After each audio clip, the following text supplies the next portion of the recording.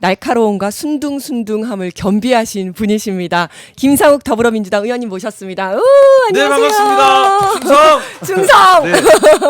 충성을 하신 거는 제가 전투경찰 나왔는데요. 전투경찰. 경찰서장님 출신이세요. 제가 제주 해안 경비단에 있었는데 저희 단장님이 총경이셨는데 총경 출신이세요. 그래서 맞습니다. 제가 충성. 네. 충성. 네, 알겠습니다. 감사합니다. 자, 근데 제가 날카로움과 순둥순둥함을 겸비했다고 말씀드렸는데 제 말이 딱 맞지 않나요? 저 그냥 순둥해요. 순둥해요. 그냥 아니, 순둥순둥만 맞아요. 아니 근데 정말 말씀하실 때는 굉장히 예리하고 날카로운 것 같은데도 누가요? 아니 우리 의원님께서 굉장히 네. 예리하신 것 같으면서도 웃을 때는 정말 눈이 딱 이렇게 반달이 아니라 이거 무슨 초승달이라고 해야 되나요? 이 되면서 정말 순둥순둥한 매력이 넘치시거든요. 저는 그냥 평화롭고 평화롭고, 모두가 행복한 세상을 모두가, 원해요. 공정한 행복한, 세상, 네. 모두가 행복한 세상, 더불어 함께 우리 국민이 주인되는 민주주의 세상을 원합니다. 네. 순둥순둥이에요. 순둥순둥이에요. 근데 그걸 우리 순둥순둥 세상을 부수려는 사람들이 그렇죠. 속상한 거죠. 그래서 네. 안 되니까. 맞습니다. 네. 아니 그리고 또치라는 별명이 있잖아요. 머리가 없어서. 아니에요.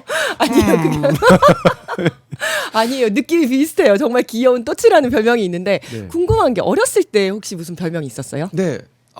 좋은 별명들은 별로 아닌데. 아, 그래요? 일단은 눈이 작아서 네. 단추구멍이라는 별명이 있었고. 또 그렇구나. 코가 커서 팔뚝코라는 별명도 있었고. 정말요? 또 좀 약간 좀 황소 같은 그런 게 거의 성격? 있었어요. 모르겠어요. 그래서 별명이 또 황소인 적도 있었고요. 아 그래요. 좀 모르겠어요. 또치가 제일 예쁜 것 같아요. 그나마 네. 제가 드디어 좀 마음에 드는 별명을 얻었습니다. 네, 또치. 의원님을 네. 사랑하는 민주당 당원들이 붙여준 네, 또치라는 너무 별명. 감사합니다. 네. 황소보다 훨씬 좋아요. 맞습니다. 단축구멍보다 훨씬 낫습니다. 네, 1년 전 어제 지금과 거의 시간도 비슷한데요. 오전 9시 3분경에 전남 무안국제공항에서 제주항공 여객기 착륙 사고가 있었습니다. 맞습니다. 네, 어제 광주와 전남에서는 1분 동안 추모 사이렌도 울렸죠. 그런데 의원님께서 이제 계속 관심을 가지고 보셨는데 참사 후 1년이 다 되었지만 이 사고조사위원회가 국토교통부 산하에 있어서 여기에 대한 사고조사가 제대로 이루어지지 않는다라는 평이 있어요. 네. 어떻게 보세요? 지금 이 부분에 대해서 사실 많은 시민들께서 오해하는 부분들도 계세요. 다 끝난 일 아니냐. 법 만들어서 다 끝난 일 아니냐. 그렇지 않습니다. 우리가 늘 보면 어떤 참사가 일어나면 그때 반짝 관심 가지고 좀 지나면 다 잊어버리고 잊혀져 버리고 특히 항공사고가 늘 좀 그래 왔습니다. 그래서 네. 항공철도사고조사위원회라는 기관이 사실 정말 독립적이고 전문적인 기관이어야 하는데 네. 사고 날 때마다 이 기관이 국토부가 아니라 국무총리 산하로 옮겨야 한다는 법안이 발의됐다가 네. 1년쯤 지나면 법안이 폐지되고 어. 또 없던 일이 되고 이게 반복이 돼 왔어요. 네. 자, 근데 사고조사위 항철위가라고 좀 줄여서 부르는데 네. 항철위가 국토교통부 산하에 있으면 어떤 문제가 생길까요? 교통부가 잘못한 거를 제대로 조사를 조사 안 못하겠죠. 하겠죠. 네. 로컬라이저 이번에 둔덕 누가 만들었죠? 국토교통부가 그죠? 그럼 그걸 만들었는데. 조사했을까요? 이번에도 그런 일이 생긴 거예요. 네. 자, 네. 그러다 보니까 중간 조사 자체도 깜깜이로 다 잠궈서 유족도 알지 못하고 전문가들도 알지 못하고 그들만 알게 만들고 네. 그리고 중간에 발표하는 걸 보면 로컬라이저 때문이 아니라 조종사고 과실이다 하면서 이상한 취지로 나가고 네. 그리고 유족들이 항의하면 또 다 잠가버리고 모르쇠하고 블랙박스나 녹음 다 공개도 안 해버리고 네. 이제 이런 문제 생기는 거예요. 말 그대로 무엇 때문에 이 사고가 났는지는 진상 규명이 미궁에 빠져버린 겁니다. 진상 규명 어떤 일이 있었는지는 시작이자 끝입니다. 네. 이게 제대로 안 되면 재발 방지 대책도 안 나오는 거예요. 지금 그렇죠. 보시면 로컬라이저 문제 있는 공항 대한민국에 한 7, 8개 있다고 하는데 네. 거의 고치지 않고 그대로 있어요. 여전히 어. 대한민국 국민이 똑같은 위험에 그대로 노출돼 있는 상태인 거예요. 네, 네. 안에 세벤이 왜 있어요? 모래 둔덕이 있어야 되는 거지. 네. 아직도 안 고치고 있거든요. 자, 이게 뭐냐는 거죠. 근데 그래서 유족분들께서 올해 여름경부터 진상 규명을 해야 한다. 유족들이 원하는 건 보상 얘기가 아니에요. 네. 제대로 진상 규명을 해서 이런 일이 두 번 다시 생기지 않게 하는 공적 책임과 공적 사명감을 얘기하신 겁니다. 그것 때문에 올여름부터 진상규명해야 한다고 계속 얘기하셨는데 특별법에 진상규명이 또 빠져 있었어요. 아, 그래요? 그걸 또 특별법에 개정을 하려고 했지만 뜻대로 잘 안 되는 상황이 되고, 그리고 이제 국민들의 관심에서도 멀어지다 보니까 네. 탄력도 안 받고, 네. 이제 제가 그래서 그때부터 우리 유족분들 모시고 이걸 어떻게든 공론화시키고 다시 법 개정을 하고 진상규명까지 가게 하기 위해서 애를 함께 많이 써왔는데 뜻대로 잘 되지 않았고, 가장 위기의 순간이 올해 12월 초까지 왔습니다.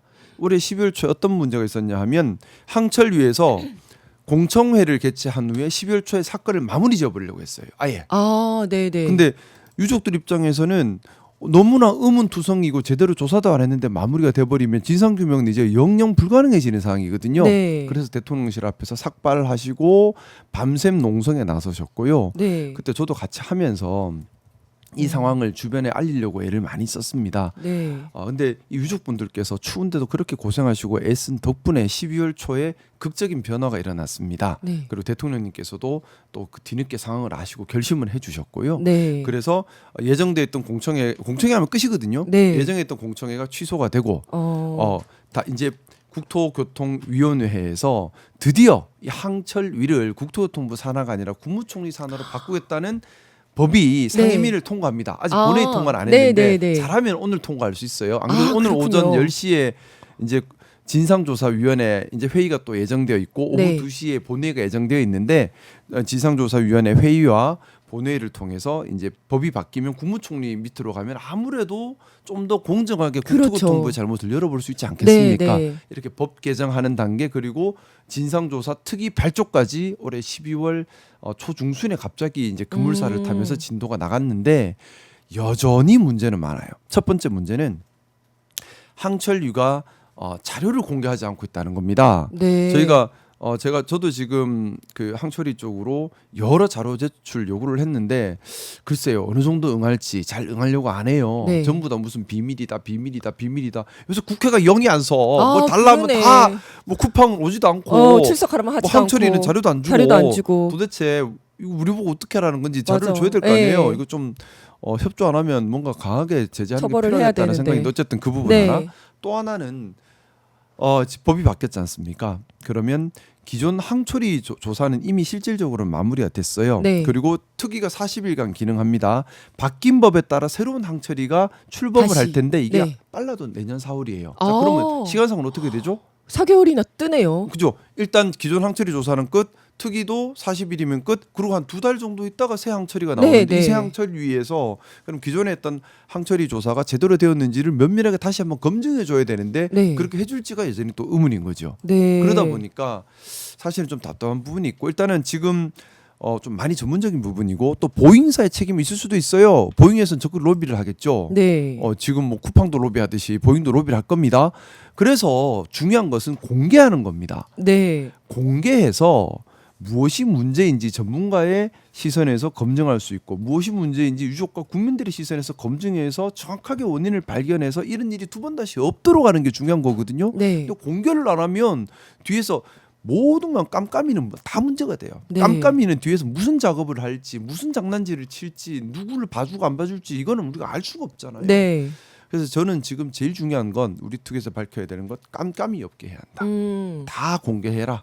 공개해서 검증받게 하자. 네네. 여기에 지금 집중하고 있는데 사실 난관은 아직도 많습니다. 근데 공개하게 하려면 이걸 법으로 정해야 되는 건가요? 아니면 어떻게 해야지 공개를 하게 할 수 지금 있나요? 일단 저쪽에서 공개 못하겠다 하는 것은 뭐 국가 뭐 비밀 아. 또 영업 비밀 이게 문제예요. 네, 그러니까 보잉사 네. 관련된 건 다 영업 비밀이다 이러고 잠가버리는 것 같은데 네.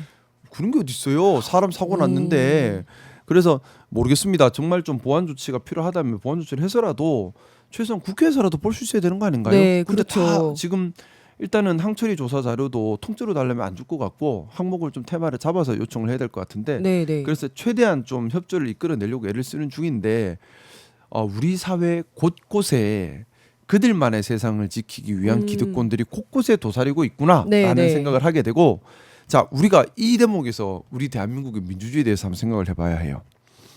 민주주의라는 게 그 국민이 주인이 되는 겁니다. 네. 국민이 주인이라는 것 선거로 누군가를 뽑았다고 해서 민주주의가 끝이 아니에요. 네. 평상시에 우리 국민들께서 참여하고 감시 감독하고 국민을 위해 행정이나 정책이 이루어질 수 있도록 만들어가는 게 민주주의인데 거기에 그걸 하려면 대전제가 뭘까요? 공개되어야 돼요. 그렇죠. 공개되어야 참여도 네, 하고 공개되어야 감시 맞습니다. 감독도 하고 네. 공개되어야 시민을 위해 하라고 압박도 할 거잖아요. 네. 그런데 이 뭐 지금 항철이 조사도 신뢰가 떨어진다 공개가 안 되기 때문이고 네. 그리고 이것뿐일까요? 곳곳에 비공개가 많은 거예요. 우리 지금 사법개혁위원회에서 지금 진행하고 있는 판결문 공개하라. 이것도 지금 법원에서 1심 맞아요. 판결문 안 하려고 하잖아요. 네, 왜 공개 네. 안 하려고 하죠? 또 우리 좀 있으면 지방선거 앞두고 있는데 특히 지역 도시로 내려가면 네. 기득권 카르텔이 단단합니다. 지역 유지 그리고 지역의 권력자들, 네, 네. 공무원들, 네. 또 수사기관 다 카르텔 땅땅 뭉쳐가지고 자기들끼리만 지키고 있거든요. 근데 여기서는 다 비공개예요. 전부 다 그렇죠. 비공개. 네. 시민들은 우리 도시가 뭘 하고 있는지 어떻게 하고 있는지 사업자는 어떻게 선정하는지 왜 계획을 그렇게 가는지 몰라요. 네. 안 알려줘요. 자 그렇게 되면 어떻게 될까요? 힘 있는 사람들이 마음대로 자기 친한 사람들한테 이권을 다 나눠주고 다 나눠 먹겠죠. 네. 그럼 어떻게 되죠? 민주주의가 아니라 시장이 왕이 되어버립니다. 맞습니다. 우리 사회에 그래서 이 반민주적 요소를 제거하는 데 있어서 가장 중요한 것 기득권 카르텔을 찾아내서 타파해서 공정하게 만들어가고 진실에 접근하게 만들어가는 것이라고 생각합니다. 그러기 위해서는 공개가 전제가 되어야 그렇죠. 된다. 그러기 위해서는 또 우리 민주당이 더 잘해서 맞습니다. 더 모범적으로 요즘 우리 민주당 안에 속 시끄러운 일들이 많은데요. 네. 근데 저는 그 생각해요. 우리 민주당이 자정 장치가 작동하고 있다. 보기 따라 속 시끄러울 수는 있지만 잘못된 걸 보고 잘못됐다고 얘기하고 바로 잡아가는 과정이 있는 거잖아요. 네. 잘못된 것이 깜깜하게 옛날 같은 경우에 어땠습니까? 권위주의 정부 때 깜깜하게 다 비공개잖아요. 네, 무슨 그렇죠. 잘못을 해도 모르잖아요. 네, 네. 그 잘못을 했는지 모르니까 비판도 못하고 바로 잡지도 못했어요. 근데 우리 맞습니다. 민주당은 잘못한 게 자꾸 드러나요. 네. 거기다 비판을 해요. 바로 잡으려고 애를 써요. 그리고 특히 당원들이 주인이 돼서 그 목소리를 내십니다. 맞습니다. 이 자정장치가 살아있는 거예요. 네. 제가 요새 유발 하라리 교수님한테 푹 빠져 있는데 네. 유발 하라리 교수님이 그 말씀을 하세요. 민주주의에서 가장 중요한 것 독재는 자정장치가 기능하지 않는다. 네. 독재자가 무결성, 무오류성, 절대선이라고 생각하기 때문에 자정장치가 기능할 수 없는데 민주주의는 오류 가능성을 항상 열어놓고 있다. 네. 그래서 강력한 자정장치가 기능한다. 이게 민주주의의 징표다라고 얘기를 하는데 우리 민주당은 그래도 뭐 보기에 따라 좀 안타깝긴 하지만 네. 그래도 자정장치가 기능하고 있다. 당원 중심의 자정장치가 기능하고 있다. 이 점도 좀 맞습니다. 우리가 눈여겨봐야 된다고 생각합니다. 맞습니다. 그래서 저도 이제 원외위원장이라서 그런지 당원들하고 소통할 기회가 좀 더 많은 편인데요. 네네. 뭘 조금만 잘못했다면 바로 항의 전화가 옵니다. 이거 이렇게 해야 된다. 이 사람 어떻게 해야 된다라고 이거 당에 좀 전달해달라고 정말 바로바로 즉각적으로 반응이 옵니다. 그래서 정말 이제는 모든 게 다 공개가 되어 있고 내가 뭘 조금이라도 잘못하면 바로 이렇게 피드백이 오는구나라는 생각이 그게 들더라고요. 민주주의예요. 공개되어 맞습니다. 있고 참여하고 감시 감독해서 바로 잡아가는 것. 네, 네. 이게 좀 시끄러울 수는 있어요. 보기에 따라 눈살이 찌푸릴 수는 있어요. 하지만 그렇게 기능하고 있다는 것이 중요한 겁니다. 맞습니다. 우리 박봉란 님께서 김상욱 의원님 같은 분만 있었으면 좋겠네요라고 열심히 배우면서 말씀을 하겠습니다. 주셨습니다. 네. 행복하세요. 네, 또 팬 서비스로 또 네, 활짝 저는 우리 웃으면서 국민들께서 다 행복하셨으면 좋겠어요. 정치인이 정치하는 이유가 국민들 행복하게 하려고 하는 거 아니에요? 맞습니다. 오늘 또 어. 많은 분들이 채팅에 참여해주고 계신데요. 다들 이제 커피 타임 하면서 서로 인사도 나눠주고 계시네요. 운동 끝나고 커피 타임 가집니다라고도 해주셨고요. 세상 반갑습니다. 네, 운동 저도- 아침부터 네, 커피 맛있겠다. 저도요. 저도 죄송해요. 커피가 땡깁니다. 커피에 꽂혀버렸네. 네, 네, 저도 출근 준비하며 커피라고 또 해주셨고요. 네, 많은 분들 보시면서 좋아요, 구독도 네, 눌러주시기 김상욱 바랍니다. TV도 구독 좀 해주세요. 구독자가 안 늘고 있어요. 네, 네, 구독자 몇 명이에요? 96,000명에서 멈춰 있습니다. 네, 10만까지 가셔야죠. 4개월째 96,000명이. 4개월째. 10만을 목돈에 두고 4개월째 멈춰 있습니다. 10만까지 더 가자. 노력하겠습니다. 네, 네. 자, 그리고 오늘부터 쿠팡 연석 청문회가 이틀간 열리는데요. 네. 김범석 의장은 이번에도 해외 체류하겠다. 해외 체류 뭐 무슨 문제가 그 일이 있다라고 하면서 불출석을 통보를 했는데 네. 어떻게 보세요? 국민들 굉장히 분노하고 있지 않습니까? 말씀드렸던 것처럼 오류는 사람이나 조직이나 누구나 있을 수가 있어요. 문제는 그 오류를 바로 잡을 수 있는 자정 기능이 있느냐 하는 건데 네. 쿠팡은 그게 없는 것 같아요. 그리고 또 하나 공적 기능을 담당하고 있는 거잖아요. 사기업이지만 네. 사기업이지만 많은 소상공인들이 쿠팡에 기대서 생계를 이어가고 있습니다. 일종의 네. 생태계를 유지하는 중요한 공적 기능을 담당하고 있어요. 그리고 그 공적 기능을 담당함으로써 막대한 이익을 독점적으로 얻고 있죠. 네. 자, 그러면 공적 기능을 독점해서 독점적 이익을 얻고 있으면 당연한 거지만 그만큼의 공적 책임을 져야 되는 거죠. 네. 상식이지 않습니까? 그렇죠.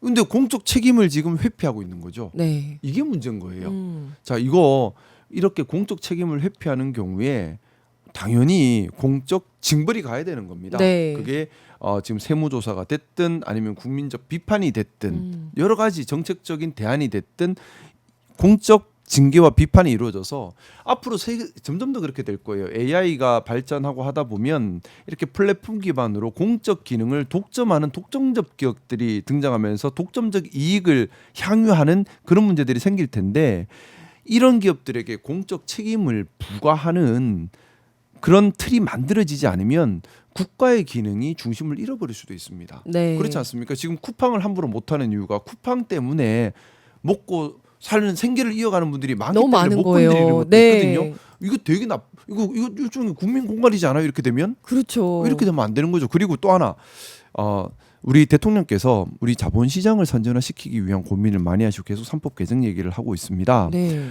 여기에서 일단면을 보는 거예요. 뭐냐 하면 쿠팡이나 이런 회사들이 자꾸 미국으로 상장을 해요. 네. 우리나라에서 공적 기능을 담당하고 있고 우리나라에서 사업을 하는 회사인데 자꾸 미국 회사가 돼가요. 네. 근데 우리나라 안에 붙들고 있어야 우리가 사실 통제하기가 더 좋은데 자꾸 미국으로 도망가죠. 근데 그거를 뭐 비판하는 것도 중요하지만 안 가도 되도록 만드는 환경도 필요해요. 뭐냐면은 네. 우리나라 자본시장이 미국에 비해서 좀 많이 낙후돼 있고 그 여러 가지로 좀 불합리하다 보니까 어느 정도 규모만 크면 다 미국으로 상장을 해버리거든요. 그러니까 미국 기업이 돼버리고 있어요. 네. 한국 기업에서 상장해서 한국 기업으로 남도록 해줘야 되는데 그래서 지금 진행 중인 상법 개정들 이런 것들 빨리 속도감 있게 진행돼서 네. 우리나라 자본시장이 더 성숙할 수 있게 해줘야 되고 시장 경제의 원칙이 제대로 공정하게 기능하도록 해줘야 되고 동시에 공적 기능을 하는 특히 독점적 공적 기업에 대해서는 강력한 공적 책임과 의무를 부과하고 네. 또 사전에 감시 감독하고 그래서 그런 거죠. 공적 기능을 하고 있으면 회사 안에서 마음대로 결정하라가 아니라 네. 공적 기능을 독점적으로 수행하고 있으면 국민의 대표자도 회사의 중요 의사 결정에 목소리를 낼 수 있게 해주고 또는 감시 감독을 일반 기업과는 달리 조금 더 치밀하게 하고 네. 공기업 같은 경우에 사기업하고 달리 보잖아요. 그렇죠. 예. 마찬가지 그런 것들이 좀 필요하다는 생각이에요. 그런 논의들이 일어나는 계기가 돼야 되고요. 일단은 이렇게 국회에 불출석하고 국민들을 쉽게 보는 것에 대해서 강하게 응징을 좀 먼저 해야 하고요. 그리고 좀 그 생각은 해봅니다. 우리나라가 좀 스타트업이 좀 더 활성화돼야 한다. 뭐냐면 쿠팡도 스타트업에서 시작했어요. 맞아요. 그죠? 이런 회사들 이렇게 쿠팡이 어떻게 보면 독점 기업으로 함부로 하는 것을 무너뜨리는 것은 서비스가 지금 제대로 안 되고 있는 거잖아요. 이 서비스의 빈틈을 비집고 새로운 스타트업이 성장을 할 수 있어야 됩니다. 네. 그게 진짜 경쟁이거든요. 네. 쿠팡 너 이거 못하네. 우리는 이걸 해낼게. 그렇지. 우리에게 다시 기회를 줘. 라는 네. 스타트업들이 좀 확 일어나서 뭐 비록 청년들이 돈 없이 창업했지만 아이디어가 좋고 쿠팡의 이런 무례함과 서비스의 불만족과 또 무리한 폭리 이걸 빈틈을 비집고 들어가서 확 성장할 수 있는 길 그런 창업 생태계가 만들어진다면 이런 독점적 기업의 횡포도 줄어들 수 있지 않을까. 미국이 그렇잖아요. 그렇죠. 예. 미국이 보면 다 맥갈떼기 시작했어요. 네, 네. 뭐 일론 머스크는 또 뭐 돈 없는 사람에서 시작했고 네. 애플 아저씨도 돈 없는 데서 시작했지만 네. 그런 틈을 보고 창업 아이템으로 밀고 가면 이제 자본시장이 받쳐주면서 확 성장할 수 있고 그것이 어떻게 보면은 어떤 기업이 함부로 독주하지 못하게 만드는 네. 일종의 생태계가 돼 있거든요. 맞습니다. 예. 우리나라도 좀 그렇게 돼야 되는데 우리나라를 네, 네. 보면 스타트업이나 이런 회사들이 확 클 수 있는 환경이 지금 못 되다 네. 보니까 기존에 먼저 진입해서 틀 잡은 데가 또 이렇게 폭리를 부리고 맞습니다. 무리한 짓을 한다고 지금 생각해요. 이렇게 하더라도 사실 탈팡하기도 너무 힘든 상태고 그러다 보니까 쿠팡이 야 니네가 나 버리고 어디 갈 수 있겠어라는 오만한 생각을 하는 그러니까. 거잖아요. 버리고 갈 수 있도록 만들어야 되는데 맞아요. 다른 데로 바로 쿠팡이 갈 수 이런 짓을 있도록. 하면 쿠팡 너희 안 써라고 할 수 해야 있어야 되는데 되는데. 그러려면 그럴 기업이 올라올 수 있어요. 맞아요. 네. 그래서 정말 한 달 만에 사과를 했고 그다음에 너무 그렇죠. 보상안이라고 하는 게 5만 원짜리 그것도 무슨 상품권 같은 거 자기 쿠팡에 이거 쓰려면 쿠팡에 다시 가입하라는 거잖아요. 그리고 실제로 이 5만 원 중에서도 실제 쓸 수 있는 거는 5천 원짜리밖에 없다.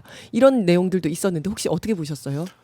너무 무례하다고 생각해요. 그렇죠. 아니 우리 국민들이 분개한 것은 국민들을 존중하지 않고 공적 기능을 하는 회사가 공적 폭리를 취하면서 공적 책임을 다하지 않는 것에 화가 나 있는 그렇죠. 건데 예. 아니 뭐 돈이면 돼요? 돈이면 다 돼요? 아니 그럼 이 많이 돈- 주든가. 아니 이거 뭐 하는 거죠? 아니, 그러니까요. 뭐 하는 그러니까 거지? 굉장히 피해자를 조롱하는 것 같은 느낌이 들었어요. 그 막 그래 너희가 불만이 있으니까 돈 줄게. 그럼 됐지 이거잖아요. 그렇죠. 아니 돈보다 국민에 대한 존중감을 먼저 가져야죠. 본인들이 해야 될 책임과 진상 조사에 협조하는 것, 국민에 대한 진정한 사과 이게 먼저가 돼야 되는 거 아니에요? 네. 이거 뭘 돈 아무것도 안 하고 돈 줄게 우리 국민들 그도 받기 싫을 겁니다. 이게 뭐 하는 건지 모르겠어요. 국민을 왜 이렇게 굉장히 그러죠? 예, 어. 우습게 본다는 생각이 들었어요. 그래서 저는 좀 화가 났어요. 네. 그리고 뭐 이런 느낌인 거예요. 그러니까 놀이공원에 가서 거기서 참사를 당했는데 놀이공원 입장권을 주는 느낌이었어요. 거기 다시 가고 싶겠냐고요.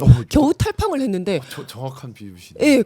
아니 거기 가서 무슨 추러스 먹으라고 뭘 하나 주는 것 같은 느낌인 거예요. 굉장히 피해자를 조롱한다는 느낌이 들었어요. 저는 지금 쿠팡의 이런 독점적 문제에서 생기는 말도 안 되는 무례함 이걸 시장에 또 새로운 기회가 될 수 있습니다. 우리 네. 청년 창업가들이 이 기회를 활용하셔가지고 쿠팡을 대체할 수 있는 새로운 스타트업 기업을 한번 일으켜 주시기를 부탁드리고 싶습니다. 네. 이건 또 새로운 사업 기회가 될 수 있어요. 그렇죠. 쿠팡에 만족하지 못하는 국민들이 많습니다. 그럼요. 그죠? 네, 새로운 기회가 되기를. 서비스 사업 기회가 될 수 있어요. 네. 그리고 속보가 떴는데요. 지금 이해운 후보자가 내란은 민주주의 파괴하는 불법이다. 머리 숙여 사과한다. 내란 당시 제대로 파악을 못했고 사안 본질과 위기 실체를 놓쳤다라고 지금 이야기를 했습니다. 말로만? 우리 지켜보겠습니다. 말로만? 네, 국민들은 지켜봅니다. 저는 개인적으로 이해훈에 대해서 얘기해도 돼요? 네, 말씀하세요. 저는 우리 이재명 대통령을 믿습니다. 네. 깊은 고심과 분명히 깊은 고민 끝에 필요에 따라 내린 결단이라 믿습니다. 네. 하지만 국회는 국회의 할 일을 해야 합니다. 네. 무슨 말이냐면요. 국회는 명확하게 이 이해훈에 대해서 인사검증을 철저하게 해서 청문회에서 국민들께서 받아들일 수 없는 국무위원이다. 그래서 국민 수용성을 확보하지 못했다 하면 국민이 못 받아들이니까 못 갈 수도 있는 거예요.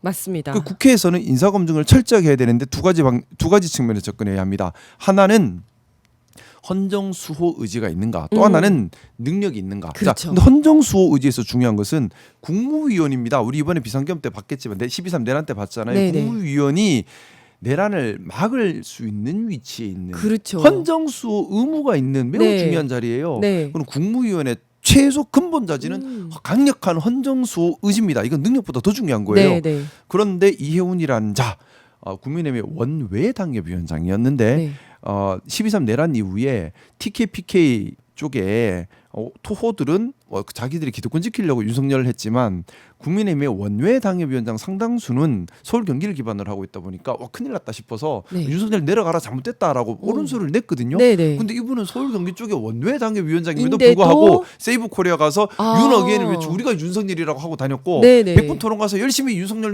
했던 사람이고 네. 어떻게 보면 강하게 윤석열을 옹호했던 사람이에요. 네. 단순히 말 한마디로 사과한다고 넘어갈 수 있는 문제가 아닙니다. 그러면 헌정수호 의지가 있는지를 청문회에서 명확하게 밝혀서 국민들이 받아들일 수 있을 만큼의 진정성으로 입증되지 않는다면 헌정수호 의지가 없는 거니까 네. 국회에서는 못 받아들일 수도 있다라는 네. 생각을 우선 하고요. 두 번째 능력 부분입니다.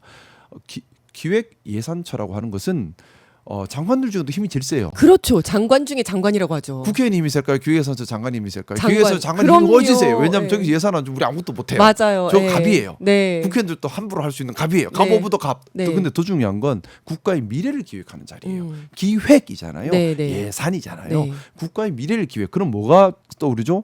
국가 운영의 방향성. 우리 이재명 대통령님과 국가 운영의 방향성을 공유할 수 있는 것이 중요한 능력 중에 하나인 겁니다. 만약에 기획예산처 장관이 국가 운영의 방향성을 대통령님과 공유하지 못한다면 어깃장만 놓고 방해만 하는 발목 잡는 세력이 돼버릴 수도 있어요. 그렇죠. 그리고 정말 능력이 있는지도 검증해 봐야 돼요. 왜냐하면 기획 예산 미래 대한민국 기획과 예산 배정의 최고 전문가 수장이거든요. 그러면 네. 재정뿐만 아니라 경제 거시 미시를 다 보고 또 변화하는 세계의 흐름도 다 읽을 수 있어야 돼요. 자, 그런 능력이 있는지 국회에서 정말 면밀하게 검증을 해서 1번이든 2번이든 하나만 없다 하더라도 국민 수용성을 우리가 또 여론조사 하겠죠. 네. 그래서 국민들께서 80%가 이건 아닌 것 같아 하면 못 가는 거죠. 못하는 거죠. 저는 네. 그렇게 생각합니다. 근데 대통령님의 깊은 해안은 제가 믿습니다. 네. 믿지만 하지만 국회는 국회 일을 해야 한다. 네. 왜냐하면 대통령님이 추천했다고 해서 민주당이 그냥 오케이 해서는 안 된다. 네, 네. 민주당이 더 눈 부릅뜨고 검증해야 한다고 맞습니다. 그리고 그 검증을 통과하는 것은 오롯이 그 이해운 후보자의 본인의 몫이다. 몫이에요. 네. 이혼 본인의 몫이에요. 대통령님께서는 기회를 주신 거고 그렇죠. 예. 기회를 주셨을 뿐이고 그 기회를 본인이 국민들께 정말 진정성 있게 설득해서 통과하는 건 본인의 몫이죠. 입증해야죠. 그래서 본인이. 헌정수호 의지를 못 밝혔거나 네. 또는 본인이 국정 방향성이나 능력을 입증하지 못해서 아웃되는 건 이해운 본인 탓이에요. 맞습니다. 자, 지방선거 이야기로 한번 넘어가 볼게요. 국민의힘 장동혁 대표도 지금 현장을 찾았습니다. 네. 지난 5.18 광주 민주묘지 방문 이후에 50일 만에 호남행을 했는데요. 지방선거 준비를 슬슬 시작하는 분위기죠. 근데 제가 또 진정성에 대한 얘기를 하고 싶습니다. 네. 국민 여러분께서 가식적인 행동과 진정성 있는 행동을 충분히 구별하십니다. 맞습니다. 네. 그냥 광주 가서 선거 때만 광주에 가서 이렇게 뭐 추모하고 오면은 그게 끝인가요? 평소의 행동을 그러니까요. 봐야죠. 평소의 행동에 민주주의 수호 의지가 있었는지 네. 과연 5.18 광주 항쟁에 대해서 본인들이 어떤 생각이었는지 음. 언행을 보고 우리가 판단을 하는 겁니다. 네. 근데 평소에는 반민주적으로 네. 그리고 민주 열사들에 대한 최소한의 존중감도 갖지 못한 채 자기 자신을 위한 그런 언행만 하다가 네. 선거만 가까워지면 갑자기 와서 친한 척하고 그렇죠. 저는 민주주의자예요. 네. 민주주의자가 왜 우리는 윤석열이라고 해요? 왜 우리는 한교안이라고 해요? 네. 그래 진정성 없는 거죠. 너무 가식적인 거죠. 음. 이렇게 탈쓰고 가식적인 행동, 진정성 없이 국민들을 속이려는 행동 우리 국민들께서 정확하게 보시고 판단하셔야 된다 생각합니다. 저는 무슨 영공부대에 올라 있는 그런 아니 정치를 왜 그렇게 하죠? 국민이 왜 정치하는 거 아니에요? 근데 국민들 주인인 국민들께 진정성 있게 자기 얘기를 못 한다고요? 차라리 솔직하게 지금까지 해왔던 대로 하시는 게 맞는 거 아니에요? 지금 뭐 하는 거죠? 저는 우리 국민들을 기만하는 행위라고 생각합니다. 네. 기만하는 행위다. 그렇죠. 국민들은 이걸 다 구분하실 수 있다. 네, 라는 말씀 드리고요. 추경호 의원도 내년에 대구시장 출마를 공식화했습니다. 35년간 경제 관료와 3선 국회의원의 경험을 살려서 대구의 경제를 살리겠다. 이런 이야기를 했습니다. 대구 경제는 그런다고 사는 게 아니에요. 네, 네. 제가 대구에서 초중고를 나왔잖아요. 네, 네. 대구가 사실은 정말 경제가 발전할 수 있는 모든 조건을 다 갖춘 도시예요. 네. 첫 번째는 교통이 좋습니다. 네. 두 번째는 땅이 많아요. 세 번째는 인재가 많아요. 왜 인재가 많냐 하면 이공계 대학들이 바글바글바글해요. 그렇구나. 이공계 대학이 많은 게 되게 중요한 네, 바탕이거든요. 네. 또한 또 좋은 요건이 뭐가 있냐면 큰 강도 흐르고 네. 옆에 기계공업, 섬유공업, 자동차 부품공업이 그렇죠. 많이 발달했던 네, 네. 지역이에요. 근데 지금 전국에서 제일 못 살아요. 어. 왜 이렇게 되었을까요? 이건 제일 큰 이유가 고립된 도시가 되어서 그런 거예요. 그리고 또 두 번째는 기득권에 갇힌 도시가 되어서 그런 거예요. 네. 그래서 대구의 정책과 대구의 행정은 대구 시민들을 위해 이루어지지 않아요. 네. 대구 시민들을 위해 이루어지는 것이 아니라 소수의 대구 지역 유지, 소수의 대구 지역 권력자, 언론 여기가 만들어진 이 기득권들에게 모든 이권이 집중되다 보니까 일반 시민들은 매우 못 살고 경제는 침체되고 네. 쉽게 말해 그런 겁니다. 실력 있고 능력 있는 기업이 스타트업 기업이 대구에서 사업을 할 수 있겠어요?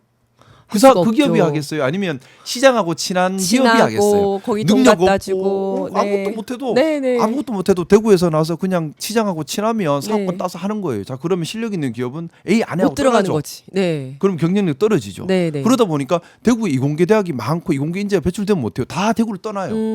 젊은 자들이 다 떠나고 거기 네. 남아 있는 사람은 권력을 추종하는 기업들이나 네. 힘을 따라가는 그런 사람 거기서 기회를 찾은 사람들만 남으니까 점점 침체하고 소수의 부자는 더 부자가 되고 네. 다수의 시민은 점점 가난해지는.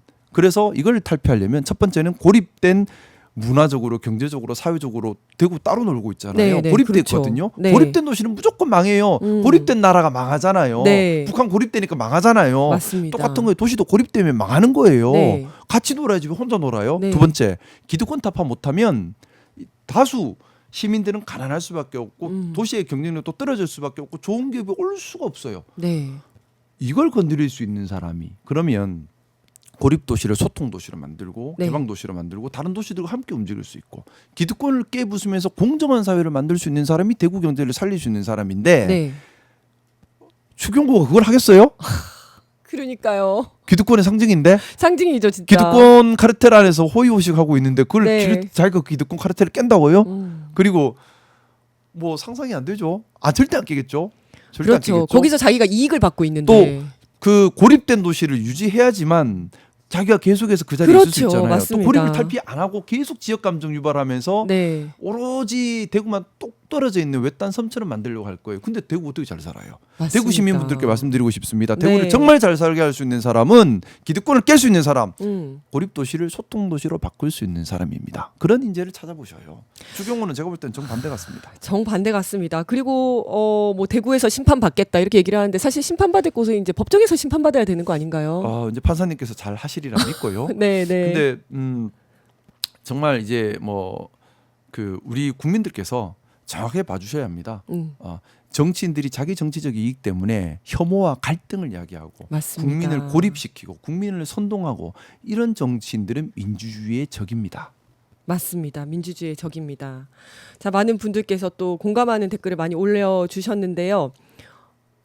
예. 이걸 먼저 보고 가야 될 것 같습니다. 네, 지금 9시 30분에 원내대책회의, 네, 민주당 원내대책회의를 할 예정인데요. 여기서 김병기 원내대표가 모두 발언을 통해서 본인의 입장을 발표할 예정이라고 합니다. 요 영상 먼저 보고 그 다음에 이야기 이어나가도록 하겠습니다.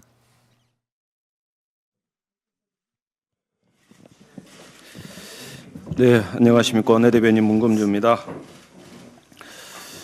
오늘 제62차 원내대책회의는 부득이하게 원내대표님 신상 발언을 하시는 걸로 가름을 하겠습니다. 이 점 미리 우리 언론인들께 양해 말씀드립니다. 아울러 대표님 발언 이후에 따로 질의응답은 받지 않고 오늘 백불 관련 본회의 상황 백불은 의원총회 이후 본회의 전에 백불이 이루어질 테니 그 시간을 활용해 주시면 좋겠습니다. 원내대표님 발언하시겠습니다.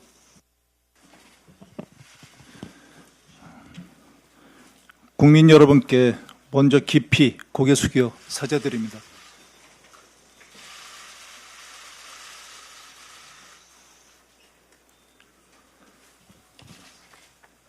국민의 상식과 눈높이에 한참 미치지 못한 처신이 있었고 그 책임은 전적으로 제 부족함에 있습니다. 진심으로 죄송합니다.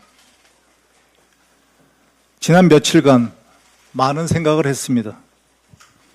제 자리가 중요한 것이 아니라 하나의 의혹이 확대 증폭되어 사실처럼 소비되고 진실에 대한 관심보다 흥미와 공방의 소재로만 활용되는 현실을 인정하기 어려웠습니다. 우리 정치가 더는 그래서는 안 된다고 믿어왔기에 끝까지 제 자신에게도 묻고 또 물었습니다. 시시비비를 분명히 가리고 진실을 끝까지 밝히는 길로 갈 것인지에 대한 고민은 제 거취와도 연결되어 있었습니다. 이 과정이 이재명 정부의 성공을 뒷받침할 민주당 원내대표로서의 책무를 흐리게 해서는 안 된다는 결론에 이르렀습니다. 연일 계속되는 의혹 제기의 한복판에 서 있는 한 제가 민주당과 이재명 정부의 걸림돌이 될 수밖에 없을 것입니다. 하여 저는 오늘 민주당 원내대표직에서 물러납니다. 이 결정은 제 책임을 회피하고 덜어내는 것이 아니라 시시비비를 가린 후 더 큰 책임을 감당하겠다는 저의 의지입니다. 국민 여러분의 더 나은 삶과 더 좋은 나라를 위해 약속했던 민생 법안과 개혁 법안이 차질 없이 추진될 수 있기를 바랍니다. 그동안 함께 애써주신 문진석 운영수석님과 부대표단 의원님들, 그리고 당직자, 그리고 보좌진께 깊이 감사드립니다. 다시 한번 국민 여러분께 큰 심려를 끼쳐드린 점 깊이 사죄드립니다. 앞으로 모든 과정과 결과에 책임을 다하겠습니다. 감사합니다. 네, 이상으로 마치도록 하겠습니다. 네, 감사합니다. 네, 방금 김병기 대표가 원내대표직에서 사퇴하겠다고 밝혔습니다. 네, 어떻게 보셨습니까? 네, 사실 좀 무거운 마음으로 지켜봤습니다. 어쨌든 동료 의원이고 또 우리 당의 원내대표인데 명예롭게 직을 임기까지 마치지 못한 것이라서 뭐 다 떠나서요. 우리 민주당 의원들 전체가 되돌아봐야 할 지점이라고 생각하고 무겁게 받아들여야 할 지점이다. 우리 스스로 정말 건강하게 수권 정당으로서 책임 정당으로서 여당으로서 기능하고 있는가? 정말 우리 스스로 한 번 더 되돌아봐야 하는 그런 중요한 시사점을 던졌다고 생각합니다. 그리고 사실 좀 사퇴를 하지 않으면 더 큰 혼란이 오지 않을까라는 우려가 있었는데 또 사퇴 용단을 내려주신 점에 대해서는 감사한 마음이고요. 그리고 제가 저한테 많은 분들이 물으셨습니다. 김병기 원내대표 사퇴에 대해서 어떻게 생각하느냐. 그때마다 저는 그 말씀을 드렸습니다. 민주당의 자정 기능을 믿습니다. 민주당이 당원이 중심이 되어서 또 건강한 의원들의 내부 의견 조율을 통해서 잘못을 바로잡아갈 수 있는 자정 기능이 있다고 믿습니다. 그 자정 기능이 제대로 작동하도록 저부터 더 열심히 노력하겠습니다. 말씀을 드렸었는데 오늘 김병기 원내대표가 사퇴하는 것은 민주당의 자정 기능이 작동하는 것이다. 저는 그렇게 생각하고요. 말씀드렸던 것처럼 우리 사람 몸도 조직도 또 어떤 성인군자라도 잘못은 생길 수밖에 없습니다. 우리 사람 몸도 계속 병균이 들어오잖아요. 네. 계속 아파요. 하지만 건강을 유지하는 것은 자정 기능, 면역 기능이 있기 때문입니다. 우리 조직도 마찬가지입니다. 우리 민주당이 건강하려면 오류가 없기를 바라서는 안 돼요. 오류는 있을 수밖에 없습니다. 네. 잘못은 생길 수밖에 없고 오류는 있을 수밖에 없고 또 국민을 위한 정치가 아니라 자기를 위한 자기 정치하는 사람도 늘 나타날 수밖에 없어요. 네. 그런데 그걸 어떻게 자정 기능을 가지고 건강함을 유지해 가느냐가 더 중요한 겁니다. 제일 중요한 건 자정 기능이 살아있는 조직. 저는 이번 일을 통해서 우리 민주당이 자정 기능이 살아있는 건강한 조직을 만들고 그 조직 문화를 지켜가는 것에 대해서 함께 눈뜨고 그 중심에 당원들이 있다는 것을 한 번 더 효능감 있게 각인하는 그런 기회가 되었으면 좋겠습니다. 그래서 정말 뭐 좀 그 생각도 합니다. 만약에 이런 일들이 감춰지고 알지 못한 상태에서 골마갔다면 그리고 그럼에도 불구하고 당원들께서 행동할 수 없고 당내에서 여론으로 자정 기능이 작동하지 못했다면 어떻게 될까? 그러면 국민의힘처럼 망가진 당이 돼버려요. 네. 근데 우리 당이 자정 기능이 작동하고 있다. 저는 그 반증이라 생각하고요. 많은 당원들께서 아마 큰 실망하셨을 겁니다. 하지만 이런 모습조차도 민주주의가 기능하는 모습이다라는 생각으로 또 당원들이 행동하고 있는 하나의 효능감 있는 모습이다. 네, 네. 이런 생각으로 더 애정 가지고 지켜봐 주시길 부탁드리고 싶습니다. 네. 어려운 상황에서도 용단을 내려주셔서 감사드리고 또 억울한 부분은 또 잘 풀어가시면 좋을 것 같습니다. 민주당은 흔들림 없이 개혁 법안과 민생 법안을 또 이제 만들어 나가면 좋겠습니다. 그런데 한동훈 전 대표는 김병기 특검을 제안을 했죠. 김병기 의혹과 통일교 게이트를 쌍특검으로 하자는 건데 네. 이거는 또 어떻게 보셨어요?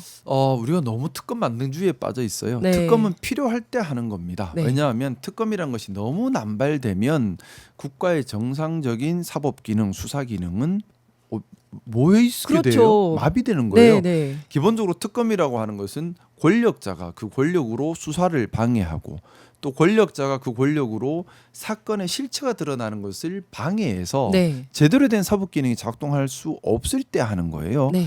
그래서 최상병 특검 필요했죠. 왜 윤석열이가 그 권력으로 눌러버려서 수사가 그렇죠. 안 되니까. 네, 네. 김건희 특검 필요했죠. 왜? 그 권력으로 V 수사가 안 제로니까. 되게 네. 눌러버렸으니까. 네. 그런 뭐 3대 특검은 다 그래서 시작한 겁니다. 맞습니다. 통일교 특검도 필요할 수는 있겠죠. 네. 왜냐하면 이 권력자들이 경우에 따라서 왜냐하면 여기 국민의힘도 많이 얽혀 있고 네, 뭐 민주당도 저쪽에서는 있을 수도 있고. 그러니까 이제 네. 경우에 따라서 필요할 수는 있어요. 근데 김병기 원내대표 관련해서 뭐 감춰진 게 지금 있나요? 그리고 권력으로 지금 누르는 게 있나요? 없죠. 그런 게 특검 얘기를 하려면 그래서 네네. 전제 조건으로 나오는 게 사건을 권력으로 누르려서 진실을 가리려고 한다라는 의혹이 먼저 나와야 특검이 할 수 맞습니다. 있는 전제가 명분이 되는 생기는 거예요. 거죠. 예. 근데 그 명분 없이 일만 터지면 특검 해버리면 네. 정치적으로 남용되는 것이 되고 이렇게 정치적으로 남용되면 대한민국의 법적 안정성과 수사기관과 사법기관의 공적 기능이 마비되는 문제가 생깁니다. 네. 저는 뭐 보수주의자로서 사회 틀을 지키는 게 중요하다고 생각하기 때문에 모든 특검 논의의 전제는 권력으로 제대로 된 수사가 되지 않을 수 있다라는 의혹 제기. 그건 의혹은 상당한 부분 개연성 있는 의혹이어야죠. 네. 이게 전제돼야지 특검 논의로 갈 수 있다고 생각해요. 네. 우리가 이 원칙을 잊어버리면 안 돼요. 안 맞습니다. 그러면 정쟁의 도구가 돼버립니다. 네, 네.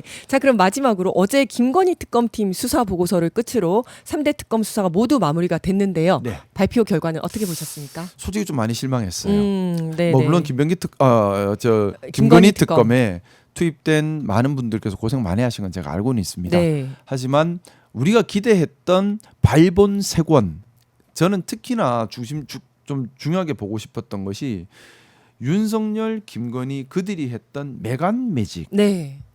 그걸 많이 밝혀냈으면 네. 했었습니다. 왜냐하면 그게 대한민국을 멍들게 했거든요. 네. 그 매간 매직에는 단순히 자리만 들어간 것이 아닙니다. 예를 들어 YTN 사태 등등 언론을 장악하려고 했던 불법한 시도, 또 이런 것들 다 녹아 있는 거잖아요. 네. 근데 또 뭐 종교와 신천지나 통일교와 연결된 부분도 또 음. 같이 있었고요. 근데 제대로 밝힌 것 없이 그냥 끝나버렸어요. 너무 아쉬운데 사실은 제가 7월 초부터 계속해서 내란 전담재판부와 내란 특별법과 특검은 한 세트라서 같이 가야지만 결과를 낼 수 있습니다. 얘기를 많이 드렸었어요. 네, 네. 왜냐하면 특검에서 일을 하고 싶어도 전담재판부에서 영장이 안 나가면 자료가 없어서 뭘 할 수가 없는 거예요. 네. 그래서 지금 보면 그 피의자들이 계속해서 시간 끌기에만 집중했습니다. 수사 방해에만 집중했습니다. 네. 시간만 가서 버티면 끝난다. 그렇게 돼버렸거든요. 그래서 너무 아쉬워요. 너무 아쉽고 일단 이 부분에 대해서 이제 내란 전담 재판부가 설치가 되지 않습니까? 그러면 좀 우리가 정말 밝혀야 되는데 못 밝힌 부분, 특히나 너무나 조직적이고 또 권력에 의해서 가려졌기 때문에 아까 말씀드렸던 것처럼 특검의 전제 조건, 권력 때문에 가려져서 조사가 어려운 부분, 네. 그런 의혹들이 있는 부분들에 대해서는 뭐 추가 특검에 대한 논의도 필요하지 않나라는 생각 개인적으로 추가 가지고 특검. 있습니다. 네, 알겠습니다. 자, 마지막으로 진짜 마지막으로 네. 내년에 특별한 계획 있으세요? 내년에요? 2026년. 많은 계획들을 가지고 있는데 네. 일단 심사숙고하면서 신중하게 계획들을 검토하고 있고요. 일단 모든 계획에 좀 스스로 좀 많이 좀 되묻는 시간들을 저도 좀 가지고 있습니다. 뭐냐면 네. 제가 가지고 있는 생각, 계획들이 정말 국민들께 도움되는 것인가? 나를 위해 내가 나를 속이는 건 아닌가? 저는 정치인이 가져야 될 첫 번째 덕목이 그거라고 생각합니다. 늘 되물어야 돼요. 네. 나를 위해서 나를 속이는 건 아닌가? 정말 국민들께 도움되는 공인으로서의 생각과 사명과 역할을 하려고 하고 있는가?